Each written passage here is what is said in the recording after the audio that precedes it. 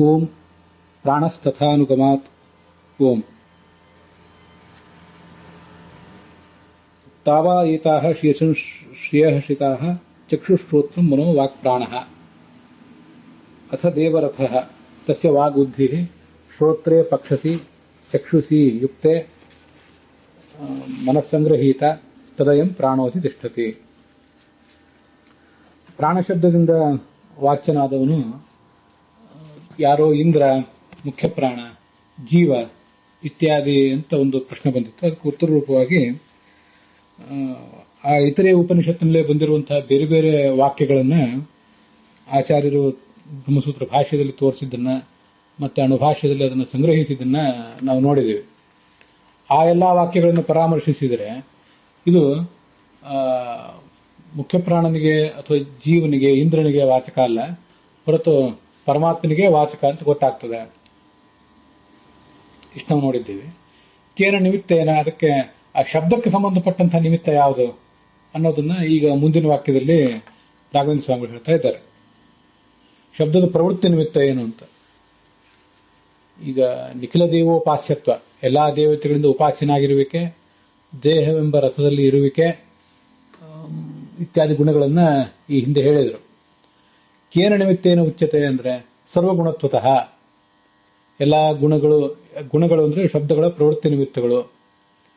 ಅದ್ಯಾವುದು ಅಂದ್ರೆ ಪ್ರಾಗುಪ್ತ ದಿಶಾ ಸರ್ವಜೀವನ ಹೇತುತ್ವ.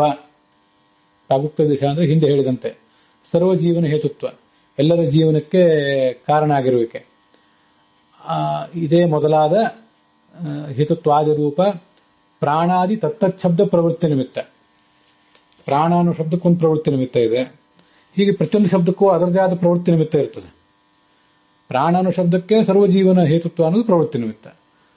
ಉಳಿದ ಶಬ್ದಗಳಿಗೆ ಬೇರೆ ಬೇರೆ ಪ್ರವೃತ್ತಿ ನಿಮಿತ್ತಗಳು.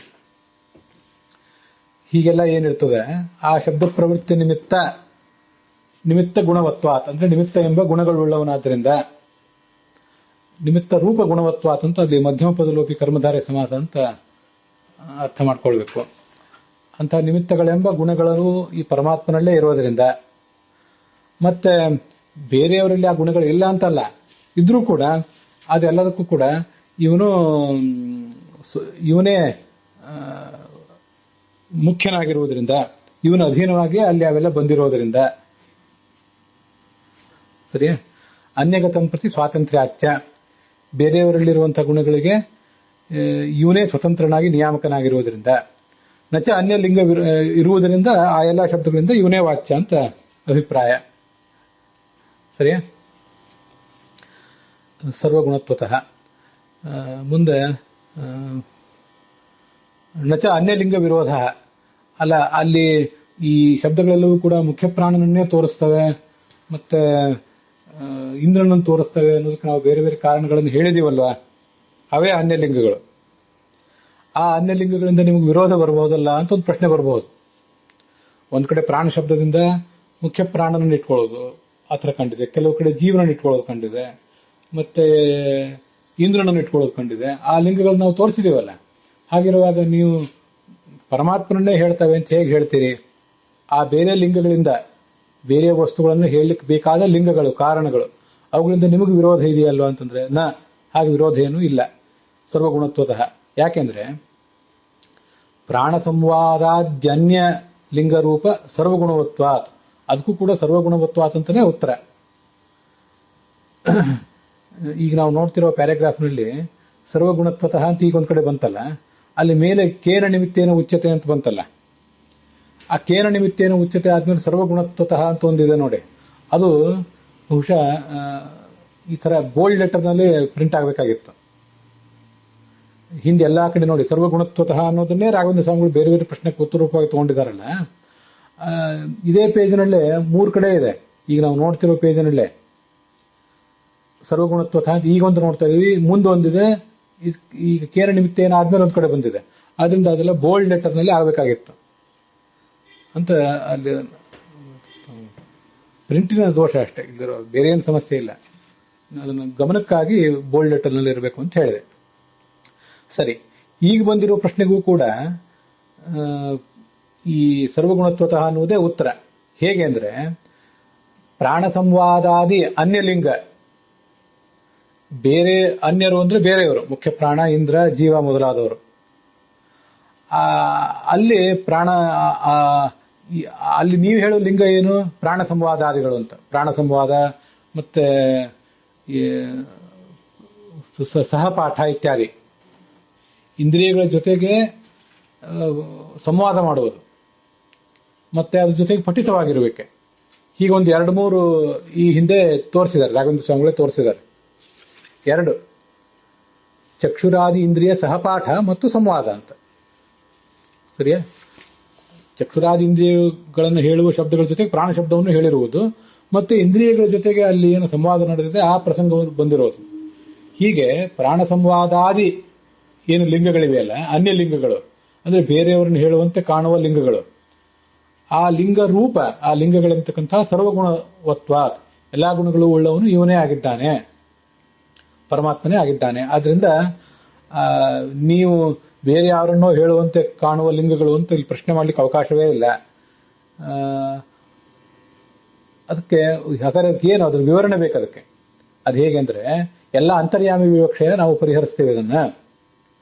ಪ್ರಾಣ ಸಂವಾದಾದಿ ಶತಾಯುಷ್ಟ ರೂಪಸ್ಯ ಇಂದ್ರೋಕ್ತ ರೂಪ ತಾದಾತ್ಮ್ಯಸ್ಯ ಇಂದ್ರೋಕ್ತ ಪ್ರಾಣ ತಾದಾತ್ಮ್ಯಸ್ಯ ಚ ತತ್ಸ್ಥಿತ ಅಂತರ್ಯಾಮಿಣಿ ಉಪಪತ್ತೇಹೇ. ಈಗ ಚಕ್ಷು ಶ್ರೋತ್ರಂ ಅಂತ ಈ ಹಿಂದೆ ಬಂದಿದೆಯಲ್ಲ, ಆ ಚಕ್ಷು ಶ್ರೋತ್ರಂ ಮನೋವಾಕ್ ಪ್ರಾಣ ಅಂತ ಐತ್ರೇಯದಲ್ಲಿ ಏನು ಬಂದಿದೆಯಲ್ಲ, ಅವೆಲ್ಲವೂ ಕೂಡ ಚಕ್ಷು ಅಂತರ್ಗತನಾದ ಪರಮಾತ್ಮ, ಶ್ರೋತ್ರಾಂತರ್ಗತನಾದ ಪರಮಾತ್ಮ, ಮನೋಂತರ್ಗತ, ವಾಗಂತರ್ಗತ, ಪ್ರಾಣಾಂತರ್ಗತನಾದ ಪರಮಾತ್ಮ ಅಂತ ಹೀಗೆ ಅರ್ಥವನ್ನು ಹೇಳ್ತವೆ. ಆದ್ರಿಂದ ಅಂತರ್ಯಾಮಿಯನ್ನೇ ಅವೆಲ್ಲವೂ ಕೂಡ ಹೇಳ್ತವೆ. ಅಂತರ್ಯಾಮಿಯನ್ನೇ ಆ ಎಲ್ಲ ಶಬ್ದಗಳು ಹೇಳುವುದರಿಂದ ಆ ಶಬ್ದಗಳನ್ನು ಯಾಕೆ ಪ್ರಯೋಗ ಮಾಡಿದ್ದಾರೆ ಅಂತನ್ನುವುದೆಲ್ಲ ಉಪಪನ್ನವಾಗಿದೆ. ಉಪಪತ್ತೇಹೆ ಅಂತರ್ಯಾಮಿಣಿ ತತ್ಸ್ಥಿತ ಅಂತರ್ಯಾಮಿಣಿ, ವಾಗಾದಿಗಳಲ್ಲಿ ಇರುವಂತಹ ಅಂತರ್ಯಾಮಿಯಾದ ಭಗವಂತ ಏನಿದ್ದಾನೆ ಅವನಲ್ಲಿ ಈ ಎಲ್ಲಾ ಗುಣಗಳು ಕೂಡ ಉಪಪನ್ನವಾಗಿವೆ, ಹೊಂದುತ್ತವೆ. ಅವು ಯಾವ ಗುಣಗಳು ಅಂದ್ರೆ 3 ಗುಣಗಳು. ಒಂದು ಪ್ರಾಣ ಸಂವಾದ, ಸರಿಯಾ? ಅಲ್ಲಿ ನೋಡಿ, ಪ್ರಾಣ ಸಂವಾದ ಆದಿ ಅಂತಿದೆ. ಪ್ರಾಣ ಸಂವಾದ ಒಂದು ಮತ್ತು ಪ್ರಾಣ ಇಂದ್ರಿಯ ಸಹ ಪಠಿತತ್ವ ಒಂದು. ಆದಿಪದದಿಂದ ಅದನ್ನು ತಗೋಬೇಕು. ಇಂದ್ರಿಯಗಳ ಜೊತೆಗೆ ಸಂವಾದ ಮಾಡಿರುವಿಕೆ, ಮತ್ತೆ ಇಂದ್ರಿಯ ವಾಚಕವಾದ ಶಬ್ದಗಳ ಜೊತೆಗೆ ಪಠಿಸಲ್ಪಟ್ಟಿರುವಿಕೆ. ಹೀಗೆ ಪ್ರಾಣ ಸಂವಾದ ಆದಿ ಅಂದ್ರೆ ಆದಿ ಶಬ್ದದಿಂದ ಸಹಪಾಠವನ್ನು ತಗೊಳ್ಬೇಕು. ಅದಾದ್ಮೇಲೆ ಇದಿಷ್ಟು ಮುಖ್ಯ ಪ್ರಾಣನಿಗೆ ವಾಚಕ ಅಂತ ಅವ್ರ ಪ್ರಶ್ನೆ ಆಗಿತ್ತು. ಆಮೇಲೆ ಶತಾಯುಷ್ಟ ರೂಪಸ್ಯ ಅಂತ ಮುಂದಿದೆ. ಶತಾಯುಷ್ಟ ರೂಪ ಲಿಂಗ ಅಂದ್ರೆ ಇದು ಜೀವನನ್ನ ಹೇಳುವಂತೆ ಕಾಣುವ ಲಿಂಗ ಇದು, ಆಯ್ತಾ? ಮುಂದೆ ಇಂದ್ರೋಕ್ತ ಪ್ರಾಣ ತಾದಾತ್ಮ್ಯಸ್ಯ, ಒಟ್ಟವ್ರು ಪ್ರಶ್ನೆ ಮಾಡಿದ್ದು ಪ್ರಾಣ ಶಬ್ದ ಈ ಮುಖ್ಯ ಪ್ರಾಣನನ್ನು ಹೇಳ್ತದೆ ಅಥವಾ ಪುರುಷನನ್ನು ಜೀವನನ್ನು ಹೇಳ್ತದೆ ಅಥವಾ ಇಂದ್ರನನ್ನೇ ಹೇಳ್ತದೆ ಅಂತ ಪ್ರಶ್ನೆ ಮಾಡಿದ್ರು. ಈಗ ಪ್ರಾಣ ಸಂವಾದ ಆದಿ ಅಂತನ್ನೋದ್ರಿಂದ ಮುಖ್ಯ ಪ್ರಾಣನನ್ನು ಹೇಳ್ತದೆ ಅನ್ನೋದು ಸಂಗ್ರಹ ಮಾಡಿದ್ದಾರೆ. ಶತಾಯುಷ್ಟ ರೂಪ ಅಂತನ್ನೋದು, ಶತಾಯುಷ್ಟ ರೂಪ ಗುಣ ಅಂತನ್ನೋದು ಆ ಜೀವನಲ್ಲಿ ಆಪಾತತಃ ಕಂಡು ಬರುವಂತಹ ಗುಣ. ಮತ್ತೆ ಇಂದ್ರೋಕ್ತ ಪ್ರಾಣ ತಾದಾತ್ಮ್ಯ, ಇಂದ್ರ ತಾನನ್ನ ತಾನೇ ಪ್ರಾಣ ಅಂತ ಏನು ಹೇಳ್ಕೊಂಡಿದ್ದಾನಲ್ಲ, ಅಲ್ಲಿಯೂ ಕೂಡ ಈ ಒಟ್ಟು ಈ 3 ಥರದ ಸಂಗತಿಗಳನ್ನು ನಾವೀಗ ಹೊಂದಿಸಬೇಕಾಗಿದೆ. ಪ್ರಾಣ ಸಂವಾದ, ಪ್ರಾಣಿ ಸಹಪಠಿತತ್ವ ಇದು ಒಂದು, ಶತಾಯುಷ್ಟ ರೂಪ ಅನ್ನೋದು 2ನೇದ್ದು, ಇಂದ್ರನಿಂದ ಹೇಳಲ್ಪಟ್ಟಂತಹ ಪ್ರಾಣ ತಾದಾತ್ಮ್ಯ ಅನ್ನೋದು 3ನೇದ್ದು. ಈ 3ಅನ್ನು ಕೂಡ ನಾವೀಗ ಉಪಪನ್ನ ಮಾಡಬೇಕಾಗಿದೆ. ಅವುಗಳಿಗೆ ಉಪಪತ್ತಿಯನ್ನು ನಾವು ತೋರಿಸಬೇಕಾಗಿದೆ. ಆ ಉಪಪತ್ತಿಯನ್ನು ಹೇಗೆ ತೋರಿಸೋದು ಅಂದ್ರೆ, ಅಂತರ್ಯಾಮಿಯಲ್ಲಿ ಅದಿದೆ. ಅಲ್ಲಿ ಪ್ರತಿಯೊಂದಕ್ಕೂ ಕೂಡ ಅಂತರ್ಯಾಮಿ ಅಂತ ತಿಳ್ಕೋಬೇಕು. ಇಂದ್ರ ತನ್ನನ್ನು ತಾನೇ ಪ್ರಾಣ ಅಂತ ಹೇಳ್ಕೊಳ್ಳುವುದೇನಿದೆಯಲ್ಲ, ಇಂದ್ರಾಂತರ್ಗತನಾದಂತಹ ಭಗವಂತನೇ ಪ್ರಾಣ ಶಬ್ದ ವಾಚ್ಯ ಅಂತ ತಿಳ್ಕೋಬೇಕು. ಆಮೇಲೆ ಶತಾವಿರ್ವೈ ಪುರುಷೋ ಭವತಿ ಅಂತ ಹಿಂದೆ ಏನಾದ್ರು ಬಂತಲ್ಲ, ಅಲ್ಲೂ ಕೂಡ 100 ವರ್ಷ ಬಾಳಿ ಬದುಕುವಂತಹ ಈ ಭೌತಿಕ ದೇಹದಲ್ಲಿರುವಂತಹ ಜೀವ ಏನಿದ್ದಾನೆ, ಆ ಜೀವನಲ್ಲಿರುವಂತಹ ಭಗವಂತನೇ ಶತರ್ಚಿ ಅನ್ನೋ ಹೆಸರಿನಿಂದ ವಾಚ್ಯನಾಗಿದ್ದಾನೆ ಅಂತ ಹೀಗೆ ತಿಳ್ಕೋಬೇಕು. ಹಾಗೆ ಚಕ್ಷು ಶ್ರೋತ್ರ ಮನೋವಾಕ್ ಪ್ರಾಣ ಇತ್ಯಾದಿ ಕಡೆಗಳಲ್ಲೂ ಕೂಡ ಆ ಎಲ್ಲಾ ಶಬ್ದಗಳಿಂದಲೂ ಆಯಾ ಶಬ್ದಗಳಿಂದ ಅಲ್ಲಲ್ಲಿ ಇರುವಂತಹ ಭಗವಂತನೇ ವಾಚ್ಯನಾಗಿದ್ದಾನೆ ಅಂತ ತಿಳಿಬೇಕು. ಈ ತರ ಎಲ್ಲವನ್ನು ಕೂಡ ಹೊಂದಿಸಬಹುದು. ಅಂತರ್ಯಾಮಿಯಲ್ಲಿರ್ತಕ್ಕಂಥದ್ದನ್ನೇ ಅದು ಎಲ್ಲಾ ಶಬ್ದಗಳು ಹೇಳ್ತವೆ. ಅಂತರ್ಯಾಮಿ ಅಲ್ಲದೇ ಇರುವಂಥದ್ದು ಯಾವ ಶಬ್ದವೂ ಕೂಡ ವೇದದಲ್ಲಿ ಹೇಳೋದಿಲ್ಲ. ಇದನ್ನೆಲ್ಲ ನಾವು ಬೃಹದಾರಣ್ಯಕದಲ್ಲಿ ಏಷತೆ ಆತ್ಮ ಅಂತರ್ಯಾಮಿ ಅಮೃತಃ ಎಷ್ಟು ಪೃಥಿವ್ಯಾಂ ತಿಷ್ಟನ್ ಪೃಥಿವ್ಯಾಹ ಅಂತರಹ, ಪೃಥಿವಿಗಿಂತ ಭಿನ್ನ, ಮತ್ತೆ ವಾಯುವಿಗಿಂತ ಭಿನ್ನ, ಮನಸ್ಸಿಗಿಂತ ಭಿನ್ನ ಅಂತ ಹೀಗೆಲ್ಲ ಅನೇಕ ತರ ಹೇಳಿದ್ದಾರೆ, ದಿಕ್ಕುಗಳಿಗಿಂತ ಭಿನ್ನ ಅಂತ. ಆದ್ರಿಂದ ಎಲ್ಲಾ ಕಡೆ ಅಂತರ್ಯಾಮಿ ಅನ್ನೋ ಶಬ್ದವನ್ನ ಅಲ್ಲಿ ಬೃಹದಾರಣ್ಯಕ ಉಪನಿಷತ್ ಪ್ರಯೋಗ ಮಾಡಿದೆ. ಮತ್ತೆ ಎಲ್ಲಾ ಕಡೆನೂ ಕೂಡ ಅಂತರ್ಯಾಮಿ ವಿವಕ್ಷೆಯನ್ನೇ ಮಾಡ್ಕೊಳ್ಬೇಕು ಅಂತ ಅನ್ನೋದನ್ನ ಅದು ತಿಳಿಸಿದೆ ಕೂಡ. ಸರಿಯಾ? ಆದ್ರಿಂದ ಅಂತರ್ಯಾಮಿಯಲ್ಲಿ ಆ ಎಲ್ಲಾ ಗುಣಗಳನ್ನು ಕೂಡ ನಾವು ಹೊಂದಿಸಬಹುದು.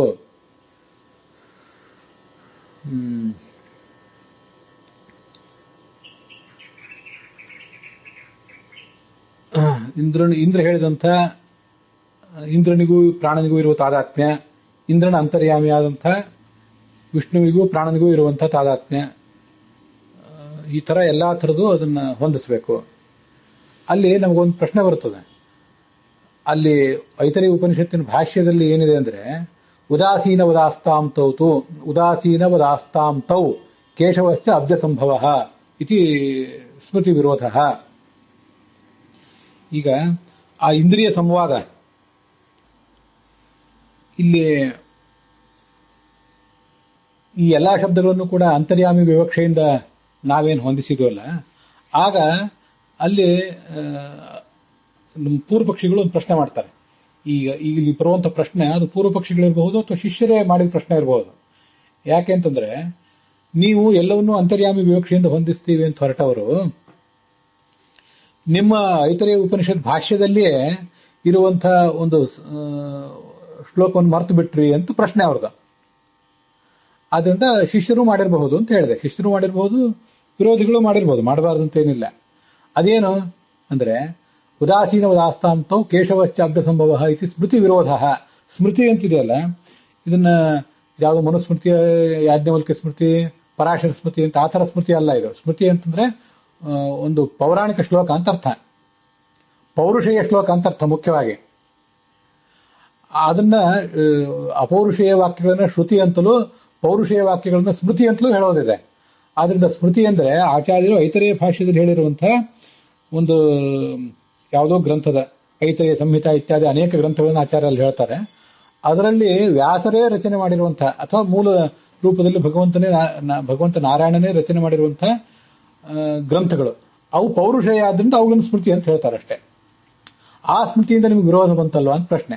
ಅದೇನು ವಿರೋಧ ಅಂದ್ರೆ, ಉದಾಸೀನ ಉದಾಸ್ತಾಂತವು ಅಂತ ಆ ಶ್ಲೋಕ ಅದೇನು ಹೇಳಿದೆ ಅಂದ್ರೆ, ಈ ಹಿಂದೆ ನಾವು ದೇವತೆಗಳ ನಡುವೆ ಸ್ಪರ್ಧೆ ನಡೀತು, ದೇವೋತ್ತಮ ಪದವಿ ವಿಜೇತ ವಾಯುದೇವ 2 ಬಾರಿ ಸ್ಪರ್ಧೆ ಅಂತ ಹೀಗೆಲ್ಲ ಏನ್ ಬಂತಲ್ಲ, ಅಲ್ಲಿ ತಾ ಅಹಿಂಸಂತ ಅಹಮುಕ್ತಂ ಅಸ್ಮೀತಿ ಅಂತ ಉಪನಿಷತ್ತಿದೆ. ಅದರ ಭಾಷ್ಯ ಭಾಗದಲ್ಲಿ ಈ ಶ್ಲೋಕ ಇದೆ. ಉದಾಸೀನ ಉದಾಸ್ತಾಂತೌ ಕೇಶವಶ್ಚ ಅಬ್ಜ ಸಂಭವ ತೇಷಾಂ ಬಲ ಪರೀಕ್ಷಾರ್ಥಂ ವಾಯವಾದೀನಾಂ ಚ ಸರ್ವಶಃ ಅಂತ. ಈ ಚತುರ್ಮುಖ ಬ್ರಹ್ಮನ ಶರೀರ ಅಲ್ಲಿ ಪರೀಕ್ಷೆಗಾಗಿ ಇಡಲ್ಪಟ್ಟದ್ದು. ಆ ಚತುರ್ಮುಖ ಬ್ರಹ್ಮನ ಶರೀರದಿಂದ ಅವರು ಹೊರಗೆ ಹೋಗೋದು ಒಳಗೆ ಬರೋದು ಇದನ್ನೆಲ್ಲ ಅವರು ಪರೀಕ್ಷೆ ಮಾಡಿದರು, ಎಕ್ಸ್ಪೆರಿಮೆಂಟ್ ಮಾಡಿದರು. ದೇಹಾತ್ ಅಬ್ಜಭವಸ್ಯ ಅಂತ ಅಲ್ಲೇ ಭಾಷ್ಯ ಭಾಗದಲ್ಲೇ ಇದೆ. ಹೀಗೆ ಅಬ್ಜಭವ ಅಂದ್ರೆ ಚತುರ್ಮುಖ ಬ್ರಹ್ಮ ಅವನ ಶರೀರದಿಂದ ಹೊರಗೆ ಹೋಗೋದು ಒಳಗೆ ಬರೋದನ್ನು ಮಾಡಿದರು. ಆಗ ಈ ನಾಟಕದಲ್ಲಿ ಪಾತ್ರ ತಗೊಂಡವರು ಮುಖ್ಯ ಪ್ರಾಣ ಮತ್ತು ಇತರ ದೇವತೆಗಳು. ಆದ್ರೆ ಸ್ವಯಂ ಚತುರ್ಮುಖ ಬ್ರಹ್ಮ ಮತ್ತು ಪರಮಾತ್ಮ ಇಬ್ರು ಕೂಡ ಅದರಲ್ಲಿ ಈ ಪ್ರಯೋಗದಲ್ಲಿ ಪಾಲ್ಗೊಳ್ಳಿಲ್ಲ. ಅವ್ರು ನೋಡ್ತಾ ಕೂತ್ಕೊಂಡಿದ್ರು. ದೇವತೆಗಳು, ವಾಯುವಾದಿ ಎಲ್ಲ ದೇವತೆಗಳು ಸತ್ವ ಪರೀಕ್ಷೆಯ ಉದ್ದೇಶ ಇತ್ತಲ್ಲಿ. ಆ ಶರೀರದಲ್ಲಿ ಅವ್ರು ಇದ್ರು ಇಲ್ಲಂತಲ್ಲ. ಆದ್ರಿಂದ ಅವರು ಶರೀರವನ್ನು ಪ್ರೇರಿಸ್ತಿರ್ಲಿಲ್ಲ. ವಾಯು ಹೊರಗೆ ಹೋಗೋದು, ವಾಯು ಹೊರಗೆ ಹೋದಾಗ ಚತುರ್ಮುಖ ಒಳಗಿದ್ದ, ಪರಮಾತ್ಮನ ಒಳಗಿದ್ದ. ಆದರೆ ಆ ಶರೀರವನ್ನು ಅವರು ಪ್ರೇರಿಸ್ತಿರ್ಲಿಲ್ಲ, ಸುಮ್ಮನೆ ಇರ್ತಿದ್ರು. ದೇವತೆಗಳ ಕಲಹವನ್ನು ಕೂಡ ನಿವಾರಣೆ ಮಾಡ್ತಿರ್ಲಿಲ್ಲ ಅಂತ. ಹೀಗೆ ಐತರೇಯ ಉಪನಿಷತ್ ಭಾಷ್ಯದಲ್ಲಿದೆ. ಅದರಿಂದ ನಿಮಗೆ ವಿರೋಧ ಬರುತ್ತಲ್ವಾ ಅಂತ ಪ್ರಶ್ನೆ. ಯಾಕೆ ಅಂತಂದ್ರೆ, ಅದು ಅಂತರ್ಯಾಮಿ ರೂಪ ಅಲ್ವಲ್ಲ ಅಂತ ಪ್ರಶ್ನೆ. ಯಾಕೆಂದ್ರೆ ಅಂತರ್ಯಾಮಿಗಳು ಈಗ ಅಲ್ಲಿ ಚಕ್ಷುಸ್ಸು, ಶ್ರೋತ್ರ ಮೊದಲಾದ ದೇವತೆಗಳಿದ್ದಾರಲ್ಲ, ಉಳಿದ ದೇವತೆಗಳು, ಅವರೆಲ್ಲ ಅಲ್ಲಿ ಎದುರುಗಡೆ ಇದ್ದಾರೆ, ಆ ನಾಟಕದಲ್ಲಿ ಪಾಲ್ಗೊಳ್ತಾ ಇದ್ದಾರೆ. ಅವರಲ್ಲಿರುವಂತಹ ಪರಮಾತ್ಮನ ರೂಪ ಬೇರೆ ಇದೆ. ಇಲ್ಲಿ ಈ ದೇಹದಲ್ಲಿ ಚತುರ್ಮುಖ ಬ್ರಹ್ಮನ ದೇಹದಲ್ಲಿರುವಂತಹ ಪರಮಾತ್ಮನ ರೂಪ ಬೇರೆ ಇದೆ. ನೀವು ಮತ್ತು ಅಂತರ್ಯಾಮಿ ವಿವಕ್ಷೆಯಿಂದ ಇದನ್ನು ಹೇಗೆ ಹೊಂದಿಸ್ತೀರಿ? ರೂಪಗಳು ಬೇರೆ ಬೇರೆ ಆಯ್ತಲ್ಲ ಅಂತ ಪ್ರಶ್ನೆ. ಅದಕ್ಕೆ ನಾವು ಉತ್ತರ ಹೇಳ್ತೀವಿ, ನೀವು ಕೇಳಿದ ಪ್ರಶ್ನೆಯಲ್ಲೇ ನಮ್ಮ ಉತ್ತರ ಇದೆ. ಅದು ಹೇಗೆಂದ್ರೆ, ಪರಮಾತ್ಮನಿಗೆ ಅನೇಕ ರೂಪಗಳಿವೆ. ಪರಮಾತ್ಮನಿಗೆ ಅನೇಕ ರೂಪಗಳಿರೋದ್ರಿಂದ ಆ ಚಕ್ಷುಸು ವಾಕ್ ಮೊದಲಾದ ದೇವತೆಗಳು ಏನು ಪ್ರಯೋಗದಲ್ಲಿ ಪಾಲ್ಗೊಂಡಿದ್ರಲ್ಲ, ಅವರಿಲ್ಲಿ ಕೂಡ ಪರಮಾತ್ಮನ ರೂಪಗಳಿವೆ. ಹಾಗೆ ಈ ಆ ದೇಹದಲ್ಲಿ, ಚತುರ್ಮುಖ ಬ್ರಹ್ಮನ ದೇಹದಲ್ಲಿ ಯಾವ ದೇಹ ಪ್ರಯೋಗಕ್ಕಾಗಿ ಸ್ವೀಕೃತ ಆಗಿತ್ತಲ್ಲ, ಆ ದೇಹದಲ್ಲಿ ಒಂದು ಪರಮಾತ್ಮನ ರೂಪ ಇದೆ. ಅದೆಲ್ಲ ಬಾಹ್ಯ ರೂಪ. ಅದು ಅಂತರ್ಯಾಮಿಣ ತದೀಯ ಪ್ರಾಣ ಸಂವಾದಾದಿ ಸರ್ವಗುಣತ್ವಾತ್ ಸ್ಮೃತೆಯಸ್ತು ತಥೋ ಬಾಹ್ಯ ರೂಪ ವಿಷಯತ್ವೇನ ಉಪಪತ್ತೇ. ಈ ಪ್ರಾಣ, ಈ ಎಲ್ಲ ದೇವತೆಗಳು ಕಲಹ ಮಾಡಿದ್ರು, ಮತ್ತೆ ಅವ್ರ ನಡುವೆ ಸ್ಪರ್ಧೆ ನಡೀತು ಅಂತ ಹೀಗೆಲ್ಲ ಏನು ಭಾಗ ಬಂದಿದೆಯಲ್ಲ, ಅಲ್ಲಿ ಬಂದಿರುವಂತಹದೆಲ್ಲವೂ ಕೂಡ ಅಲ್ಲೆಲ್ಲ ವರ್ಣಿತವಾಗಿರುವುದು ಪರಮಾತ್ಮನ ಅಂತರ್ಯಾಮಿ ರೂಪ. ಈ ಉದಾಸೀನವದಾಸ್ತಾಂ ಕೇಶವ, ಕೇಶವ ಅಲ್ಲಿ ಉದಾಸೀನಾಗಿದ್ದ ಅಂತ ವರ್ಣಿತ ಆಗಿರುವುದೇನಿದೆಯಲ್ಲ, ಅದು ಬಾಹ್ಯ ರೂಪ. ಆದ್ರಿಂದ ಆ ದೇವತೆಗಳು ಅಲ್ಲಿದ್ರು, ಎದುರುಗಡೆ ಇದ್ದಾರೆ, ಅವರು ಪ್ರಯೋಗ ಮಾಡ್ತಾ ಇದ್ದಾರೆ. ಈ ಕಡೆ ಪರಮಾತ್ಮ ಅದನ್ನು ನಿಂತು ನೋಡ್ತಾ ಇದ್ದಾನೆ. ನೋಡ್ತಾ ಇದ್ದಾನೆ ಅಂದ್ರೆ ಅವನು ಅವ್ರ ಒಳಗಿಲ್ವಲ್ಲ ಅಂತ ನೀವು ಪ್ರಶ್ನೆ ಮಾಡಬೇಡಿ. ಅವ್ರ ಒಳಗಿರುವ ಪರಮಾತ್ಮನ ರೂಪ ಬೇರೆ ಇದೆ, ಎದುರುಗಡೆ ನಿಂತು ನೋಡ್ತಾ ಇರುವ ಪರಮಾತ್ಮನ ರೂಪ ಬೇರೆ ಇದೆ. ಪ್ರಶ್ನೆ ಮಾಡುವವರ ಅಭಿಪ್ರಾಯ ಏನಿತ್ತು, ದೇವತೆಗಳು ಕಲಹದಲ್ಲಿ ಪಾಲ್ಗೊಂಡಿದ್ದಾರೆ, ಅವರಲ್ಲಿ ಪರಮಾತ್ಮ ಇದ್ದಾನೆ ಅಂದ್ರೆ ಮತ್ತೆ ದೇಹದಲ್ಲಿ ಒಬ್ಬ ಪರಮಾತ್ಮ ಬೇರೆ ಇದ್ದಾನಲ್ಲ ಅಂತ ನಿಮ್ ಪ್ರಶ್ನೆ.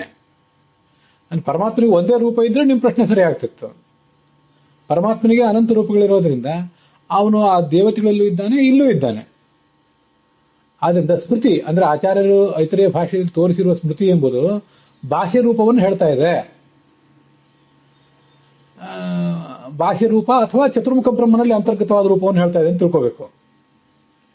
ಇನ್ನ